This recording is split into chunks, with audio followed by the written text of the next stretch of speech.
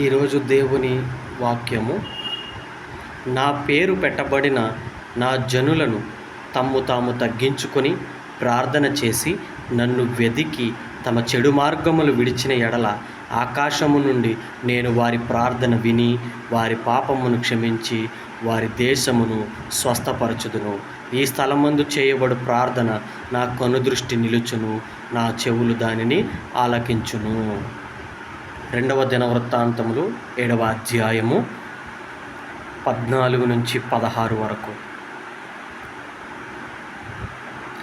దేవుని వాక్యములో ఎంత గొప్పగా చెప్తున్నాడో చూడండి. నా పేరు పెట్టబడిన నా జనులు తమను తాము తగ్గించుకుని ప్రార్థన చేసి నన్ను వెతకాలి. మనం ఏం చేయాలంటే మనల్ని మనం తగ్గించుకోవాలి. తగ్గించుకోవాలంటే అర్థం ఏంటండి?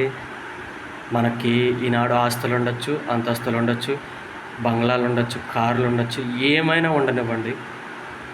దేవుని విషయంలో మనం ఎలా ఉండాలటండి? తగ్గింపు తత్వం కలిగి ఉండాలి. తగ్గించుకోవాలి. నీకు కోపం వచ్చింది, ఎదుటోళ్ళు నిన్ను బోల్డ్ మాట్లాడినారు, నీకు కోపం వచ్చింది, నువ్వు తగ్గించుకోవాలి. నువ్వు తగ్గించుకున్నప్పుడు అక్కడ దేవుడు నిన్ను హెచ్చిస్తాడు. దేవునికి స్తోత్రం కలుగును గాక. హల్లెలూయా, హల్లెలూయా. ఇంకా ఏమంటున్నాడో చూడండి. దేవుణ్ణి వెదకాలి. బైబిల్ చదువుతూ ఉన్న ప్రతి ఒక్క బిడ్డకు నేను మరొక మారు చెప్తూ ఉన్నాను, దేవుణ్ణి వెదుకులాగున నీవు బైబిల్ చదివినప్పుడు దేవుడు నీకు ఖచ్చితంగా సమాధానం ఇస్తాడు. దేవునికి స్తోత్రం కలుగును గాక. హల్లెలూయా. అయితే ఇంకా ఏం చేయాలంటండి? తమ చెడు మార్గములను విడిచిన ఎడల ఆకాశము నుండి నేను వారిని ప్రార్థన విని వారి పాపమును క్షమించదను. ఏమంటున్నట్టండి? చూడండి. చెడు మార్గములను విడిచిన ఎడల, చెడు మార్గాల్ని విడిచిన ఎడల, మనకున్న చెడు మార్గాలను, మనం చేసే పాప క్రియలను, మనం చేసే ప్రతి దాన్ని కూడా ఏం చేయాలంటారండి? విడిచిపెట్టాలి. విడిచిపెడితే దేవుడు మన ప్రార్థనను ఆకాశము నుండి విని దానికి ఏం చేస్తాడటండి? మన పాపాన్ని క్షమించి సమాధానమును ఇస్తాడు. మన పాపము ప్రార్థనకు ఆటంకము. దేవునికి స్తోత్రం కలుగును గాక. మన పాపం ఎలా అంటండి? ప్రార్థనకు ఆటంకం. మనం ప్రార్థన చేసేటప్పటికి మనం చేసిన పాపం క్లియర్ కట్గా గుర్తొస్తూ ఉంటుంది. అప్పుడు మనం చేసే ప్రార్థన, దేవుణ్ణి వెదికే ఆశ, ఇవన్నీ కూడా ప్రార్థన చేసే సమయం ముందు కోల్పోతాం. దేవునికి స్తోత్రం కలుగును గాక. ఈ స్థలమందు చేయబడు ప్రార్థన మీద నా కనుదృష్టి నిలుచును. ఈ స్థలమందు అంటే నీవు ఎక్కడైతే నిలబడి ప్రార్థన చేస్తావో, ఎక్కడైతే మోకరించి ప్రార్థన చేస్తావో, నువ్వు ఎక్కడైతే కన్నీరు విడిచి ప్రార్థన చేస్తావో ఆ స్థలమందు చేయు ప్రార్థన మీద దేవుని కనుదృష్టి ఉంటుందటండి. దేవుని కనుదృష్టి ఉంటుంది, నిలుచును. నా చెవులు దానిని ఆలకించును. దేవుని చెవులు ఏం చేస్తాయటండి?